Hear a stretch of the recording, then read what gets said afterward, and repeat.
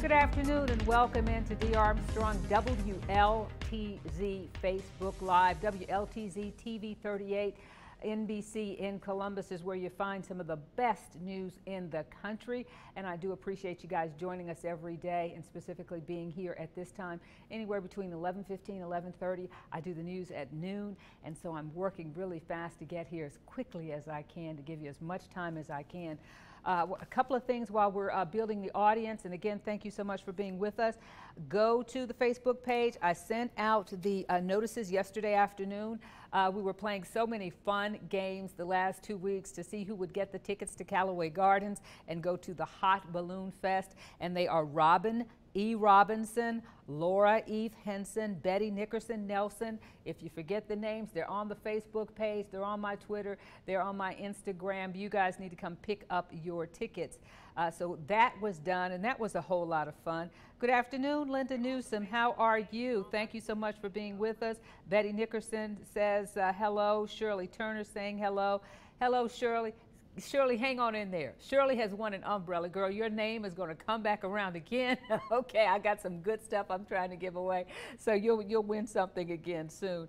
Thanks so much, Deborah Sykes, for being with us.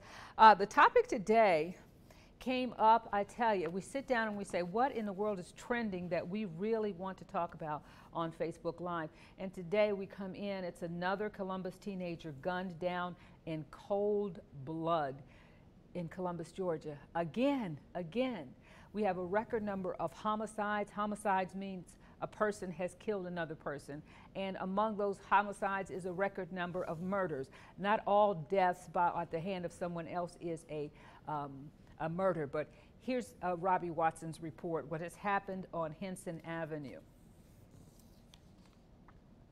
This gentleman here, his name is Hutchison, and he has been accused of the murder. 18-year-old Tremaine Taylor was shot. He was taken to the hospital, and eventually he was pronounced dead. And the picture, the mugshot that we saw, was the other young black male who is accused of murdering him. We'll come back and we'll actually show that whole package also. Here we go. Take a look. Police responding to calls about a gunshot victim arrived in the early morning hours to Henson Avenue in East Columbus. That's where 18-year-old Tremaine Taylor was shot. He was pronounced dead from a single gunshot wound a short time later at the hospital. Investigators tell First News, unlike other recent high-profile incidents, witnesses with this victim at the time of the shooting are talking. Well, we've got some people out there who are cooperating, and when people cooperate in their neighborhoods, it goes a long way to helping us. Police Major Gil Sluchek stopped short of discussing a possible motive for the shooting, but did say the vast majority of murders in Columbus are not random and very often related to drugs and gang activity. At this point in time, we're not discussing any of the evidence or any of the statements of the witnesses. We're still asking anyone who has any knowledge of it to please come forward and call us and give us that information. Taylor's death marks the 21st murder in Columbus this year, and there is a distinction between the murder and homicide rate, which is slightly higher. Not every homicide is investigated as a murder by the Columbus Police Department. In Columbus, Robbie Watson, WLTZ, First News. And again, the picture that we saw, Tremaine Taylor becoming the second teenager murdered in Columbus this year. So the question becomes, and we posted it, do you think that it has to do with anything to do with the violent, very aggressive lyrics that are so popular in the music that the kids are listening to? If you think that has nothing to do with a record number of murders in Columbus, then what do you think the answer is? Is it the breakdown of the family? Is it mom's not doing a good job? The church not doing a good job? Dad's absent? Dad's not in the home? We just heard from police. They said in their investigations, it's not random activity. It's not people who don't know each other. It's people who are involved in drugs and gang activity. And here's what, so I went to the American Psychological Association, okay? Wow, 21 is not so big. That's what Deborah says. She's from California.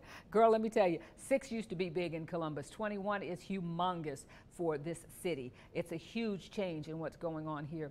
But according to the American Psychological Association, the question was posed to them, do violent song lyrics lead to violent behavior? And this is what they're saying, and you can look it up. It's the Journal of Personality and Social Psychology, Volume 84, Number 5. And it begins this way: violent song lyrics do increase negative emotions and thoughts that can lead to aggression. That's according to a study published in the May issue. And this is an older study, August of 2003. So if you want to go back and read this, if you disagree. They're saying that those lyrics that we allow our children to listen to, according to this psychological association, increase their negative emotions and thoughts and can lead to aggression. Do you agree with this? Thanks for joining us, Derek Cooper. Long time no see, my friend. I hope everything's going well in your life. Hello, Angela Johnson. What do you think about the record number of young men killing other young men? And it's not just in Columbus. We're getting these almost nightly from West Point, certainly in Opelika. A record number of Facebook has been asked whether or not they should keep putting these up, where there are actually fights that are broadcast and they become very popular. They go viral, and it's the last man standing. You don't win till you beat the crap out of somebody. Either he beats the mess out of you and you can't keep going, or you beat the mess out of him. Here's a guy that's almost twice the size of that other guy, and you got people that are refereeing, men, women, like this is somehow a cool thing to do. What do you think? Wow. She thinks that they're angry, Deborah Sykes says, and have no direction, that no correction, no structure. So yes, family dynamics do play a big part. What do you think? Bonnie, let's see. Stiltner, it looks like. Bonnie Stiltner Beach. Good morning, Dee. Good morning. How are you? We're looking at what has become a trend in the Columbus area. Waking up every morning, just waiting to see what's in the news, who has killed who. Now, it may be interesting for you to hear this too, because also in another site that has to do with psychological health, it's called The Guardian, and they did a series, and this is a little more recent. This is actually, I think, in 13. Putting rap music into therapy. Can listening to hip hop beat depression? So it's not just the music, or it's not the music, it's the lyrics. They're saying that some lyrics actually help children and lift them out of depression. They say when they're talking about wearing expensive clothes, driving fancy cars, watching oversized home entertainment systems, that sometimes they go into flights of fancy and can actually have a positive social effect. That's a theory that is actually now being studied at Cambridge University's Department of Psychology. And they want to know if that may be true. When you sing about, I'm going to be a millionaire, I'm going to own these cars, I'm going to do this, does that take you into a fantasy world that actually helps you to get it? Or as the American Psychological Association says, when you put that with, I'm going to get that any way I want to. I was riding down the street the other day, and a guy pulled up next to me. I don't know if this is an old song, a new song, first time I ever heard it, and it says, stick 'em up, stick 'em up. I'm not playing with you, stick 'em up. I didn't come here to talk to me, give me what you got. I said, how did that become? And you probably say, Dee, that's old news. Okay, that might be old news. First time I heard it. But how is that a popular song that I'm going to stick a gun in your face and take what you have, and I'm just having a good time, and somehow that's fun and that's okay? Does that affect our young people? It wouldn't affect me. I'm already pretty much developed. I pretty much already know who I am, and I'm not getting ready to stick anybody up. But somebody 10 years old, 11 years old, 12 years old, 16 years old, 17 years old, about to be 18, and it's time to get out of mama's house, does it affect that person? Let's talk about that. Let's look at that package one more time. I see that really the numbers have really increased. A lot of people may not have seen that package. Let me know when you can cue that up. I'm talking to my director. Tremaine Taylor, the second teenager murdered this year in Columbus. Police are saying it was a cold-blooded murder. They're looking for the killer also of 17-year-old Destiny Nelson, who was gunned down in January.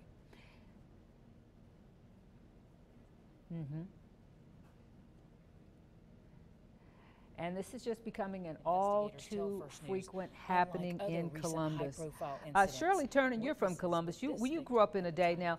We grew up in an area where we played in. People out there who are cooperating. Here we go. And when people cooperate in their neighborhoods, it goes a long way to helping us. Police Major Gil Sluchek stopped short of discussing a possible motive for the shooting, but did say the vast majority of murders in Columbus are not random and very often related to drugs and gang activity.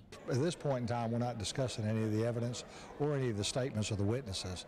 We're still asking anyone who has any knowledge of it to please come forward and call us and give us that information.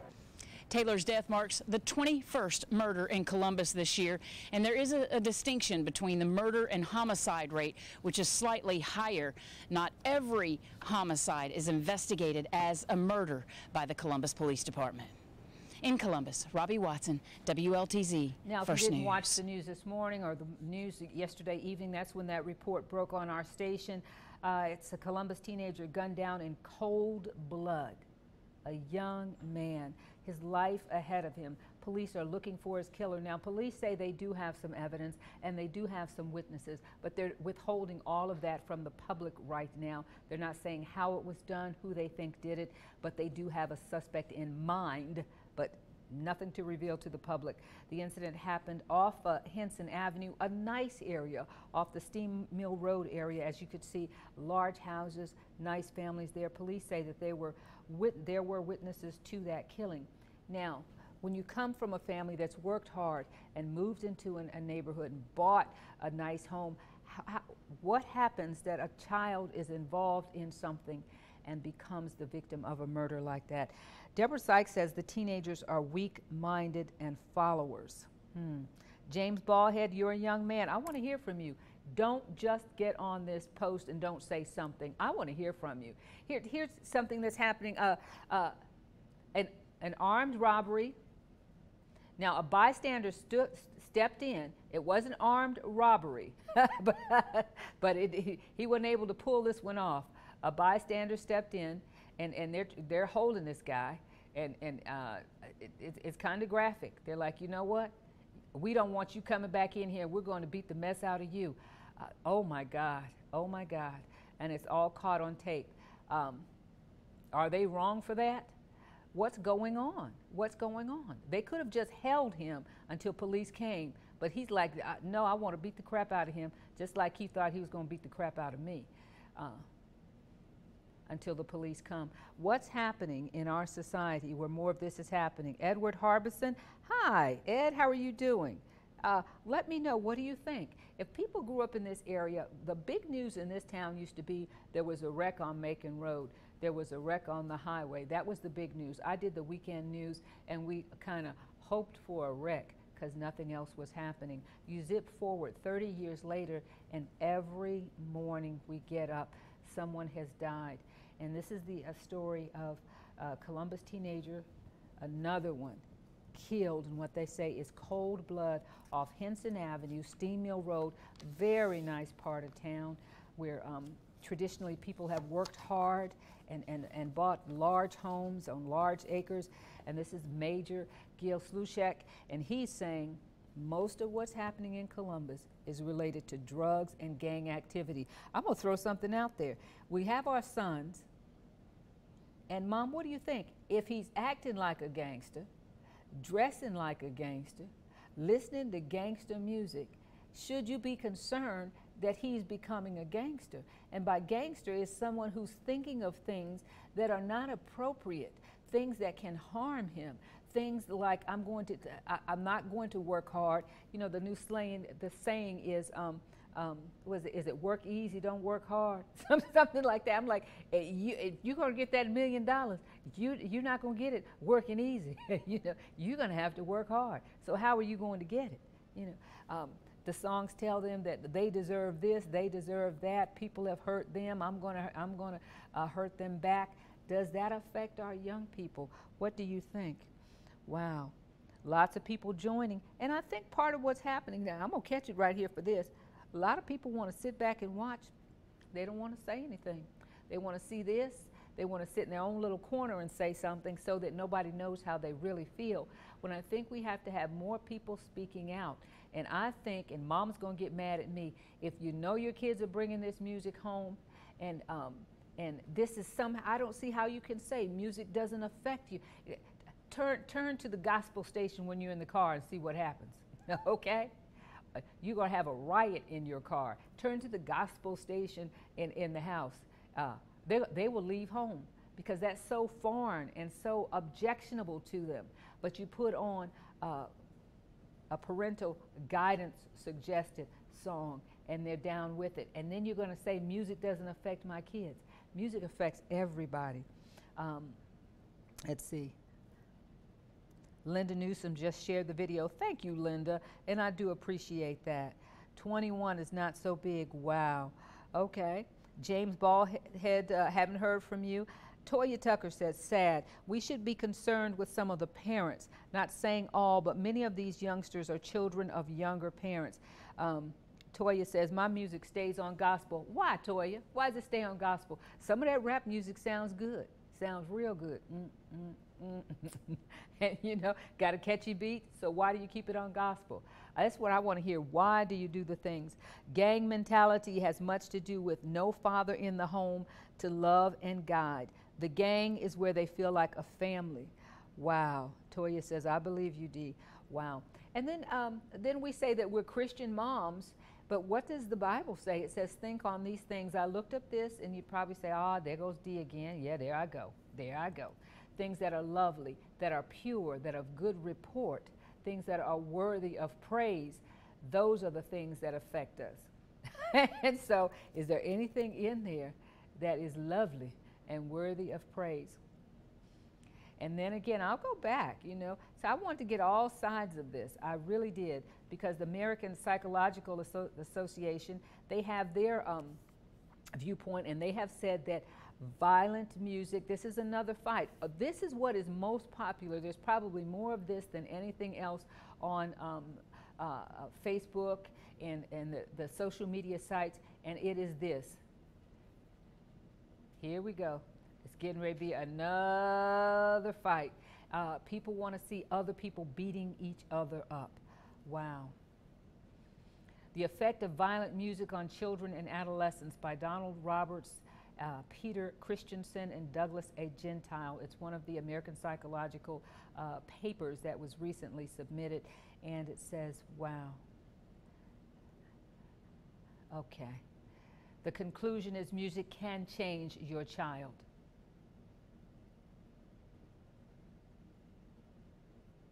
And what kind of fight is this? Oh my goodness. Can we say that violent lyrics are not affecting our children? Can we say that we are innocent because we many times provide an environment where they have money to buy this stuff? We buy them the clothes that let them look like gangsters, and we allow it as though it's somehow acceptable. If you think I'm wrong, tell me I'm wrong. Say, Dee, you don't know what you're talking about if you think I don't know what I'm talking about. Wow. Uh-oh, our news director's little sister, who is living, I think, on the East Coast. Oh, or in Ohio. Okay. Wow, thank you so much. Music incites negative emotions, especially for those who are dealing with issues. If a child has no direction, if a child is looking for direction, and they turn on that music, is it not giving them a direction? Okay. Well, I'll tell you.